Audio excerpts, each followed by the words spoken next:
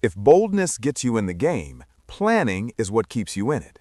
That's what Law 29 is all about. Plan all the way to the end. And that word end is key, because most people only plan for the start.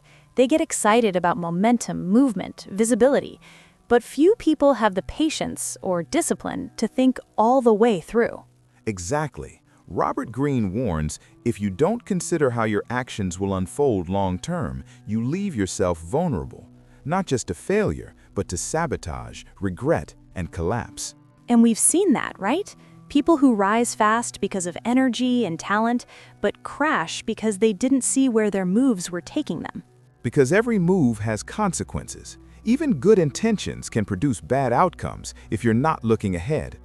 Planning isn't about control, it's about foresight. This law is deeply psychological. It forces you to think like a chess player, not a checkers player. You're not just reacting, you're orchestrating. And to do that, you need perspective. You have to be able to zoom out, look past the emotion of the moment, and ask, if I keep going in this direction, where does this end? That simple question is a weapon, because most people don't ask it. They're too caught up in how things feel now. But power isn't about now, it's about later. Greene suggests, before you act, define the ending. Where do you want to land? What do you want remembered? What does success actually look like? And once that end is clear, you work backward. Every step is measured, not just by what's easy or popular, but by what aligns with that ultimate result.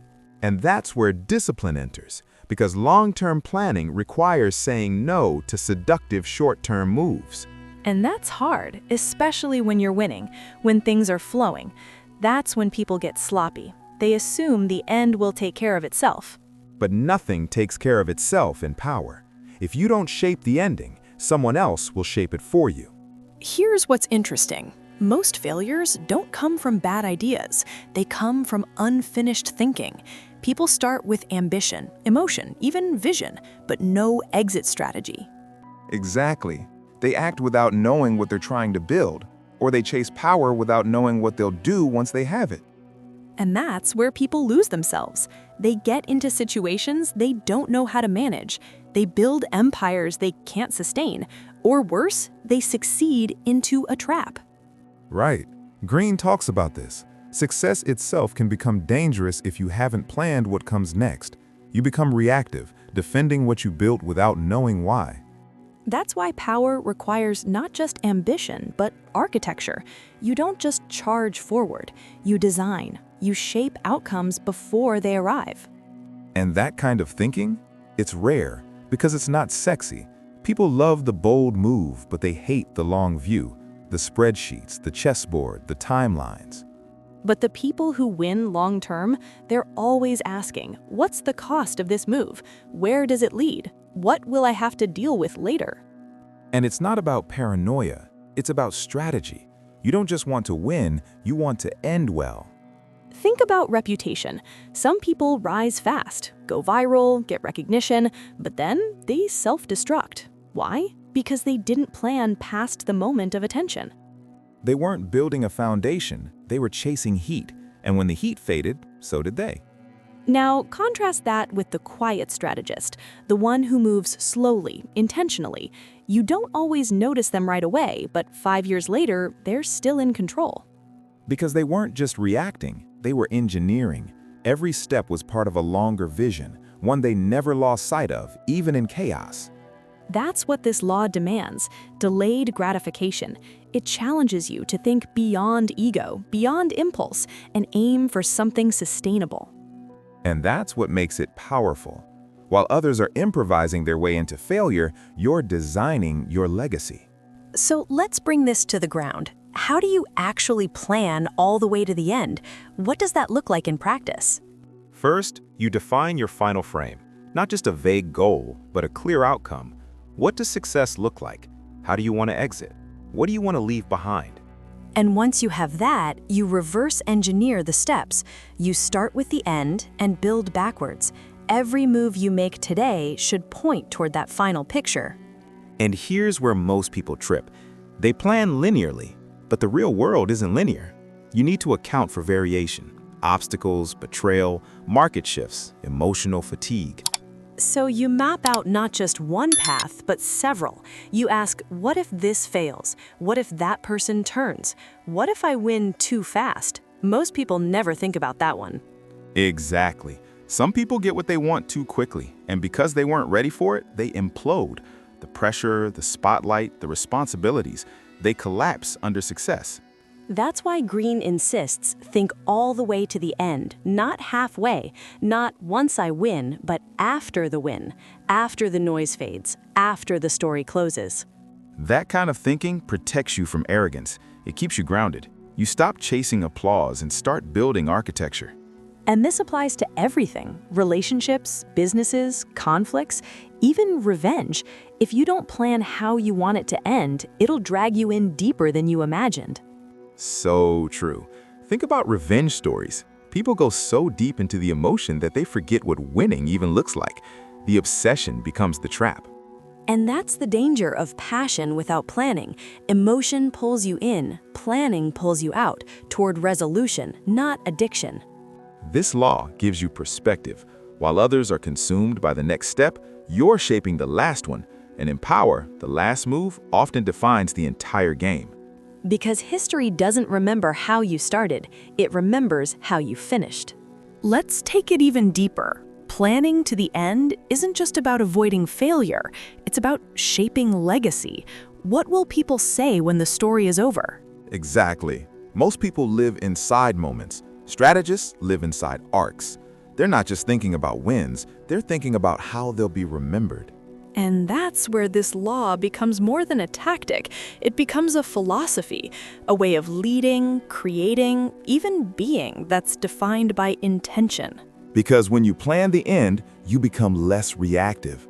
You're not chasing attention, you're directing momentum, you're engineering outcomes. And people feel that. They sense when someone's moving with vision. It creates calm, authority, gravity. And ironically, it makes you more bold. Because when you know where you're going, you stop second-guessing every move. You don't need instant validation because you're building something that takes time. So even your silence becomes strategic, your delays, your refusals, because everything is filtered through the lens of the long game. That's why power players don't panic. They adapt, but they don't drift. Because they've already visualized where they need to land. The noise doesn't shake them. And that's rare in a world of urgency. Everyone wants to move fast, win now, be seen. But the ones who truly last are those who build with the end in mind. And this applies in subtle ways too, even in personal relationships. How many people rush in, led by chemistry, and never stop to ask, where is this going? Right, then they end up months, years deep in something they never defined, and they don't know how to get out without breaking everything. But if you plan, even emotionally, you stay sovereign. You know what you'll tolerate, where your limits are, what outcome you actually want. Because sometimes power is knowing when to exit, not just when to push. And that's where many people fall. They don't leave at the right time because they never thought about how the end should feel or what it should preserve. So they stay too long, in positions, in roles, in dynamics, and the damage comes not from the journey, but from not knowing how to close it. One of the myths about strategy is that it has to be loud, but real planning, it's quiet, subtle. You don't have to broadcast your vision, you just need to have one. Yes, power doesn't always move fast, but it moves with clarity, and that clarity is magnetic. People follow those who seem to know where they're going. And that's the irony. You don't need to explain everything. When your moves are intentional, people feel it. They adjust, they anticipate, they respect your silence. Because silence isn't weakness, it's often strategy. While others are rushing to prove something, you're holding the long line, waiting, calculating. And when you move, it matters more because it's rare, it's measured, it's not a reaction, it's a signal. That's how long-term players operate.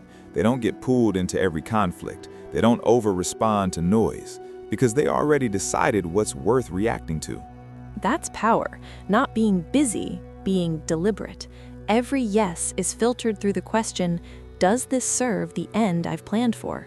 And most people can't operate like that because they haven't chosen an end. They're surviving, not building. So they say yes to everything. They get stretched thin, they chase every spark of opportunity, and they lose direction fast. Meanwhile, the quiet strategist is building silently, layer by layer, choice by choice, every move invisible until it's undeniable. And that's something Greene really understands. The greatest power moves don't look like moves. They look like stability, but underneath, they're loaded with intention. Because planning isn't always dramatic. Sometimes it's restraint, the choice not to act until the timing is perfect. And when that moment comes, the impact is multiplied because the move wasn't improvised, it was planted long ago. Like a seed, quiet, unseen, but destined to break the surface when no one's expecting it. That's the essence of Law 29.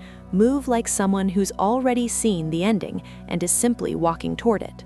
So let's bring it all together. Law 29 isn't about controlling everything. It's about orienting everything. Every move, every response, every silence serves a bigger picture. And most people never develop that picture. They live day to day, opportunity to opportunity, but power isn't reactive, it's designed. That's the beauty of long-term thinking. It slows you down, not to delay you, but to make your steps count. You don't just move, you advance. And when you live that way, you become different, calmer, sharper. You don't chase every battle because you're already fighting the right one. And people feel that. They notice the way you don't flinch, the way you wait, the way you let others exhaust themselves while you hold position. That's why this law is so powerful, because most people are driven by emotion, but a planner, a true strategist, they're driven by outcome. And that outcome gives their actions weight. When they speak, it lands. When they move, it matters, because nothing is wasted, nothing is random. So if you're listening to this and you're tired of reacting, start defining your end. Where are you actually going? What kind of story are you really writing? And once you know that, cut everything that doesn't lead there. Every distraction, every energy leak, every fake urgency disguised as opportunity. Because the more you focus on the end, the clearer your path becomes. And when your path is clear, hesitation disappears. That's how power is built quietly, not with noise, not with followers, but with vision, repeated, refined, and protected. Next week, we move into a more subtle form of influence, one that's as much about appearance as it is about effort. Law 30. Make your accomplishments seem effortless. Because even when you've planned everything perfectly, the most powerful move might be making it all look easy. Until then, hold your vision, protect your end, and move like someone who's already seen how it all finishes.